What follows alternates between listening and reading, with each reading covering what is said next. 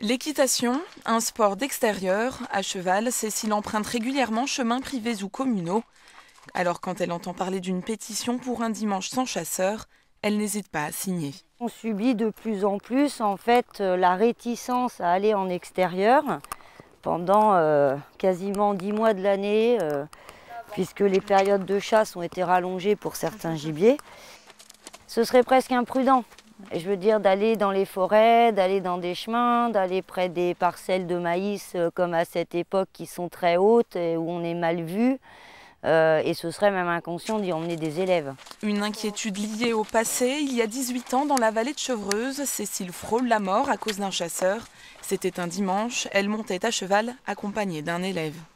Une balle a été tirée, on l'a entendu très fortement. Et le pire, c'est qu'elle est passée entre un élève et moi.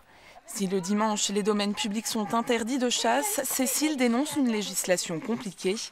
Un jour de trêve par semaine serait une solution pour ses élèves. On serait plus en sécurité et puis je pense que juste un coup de feu ça pourrait faire peur à un cheval et qui parte comme ça avec un cavalier. Et ce serait bien comme ça aussi pour les gens qui veulent se balader en forêt.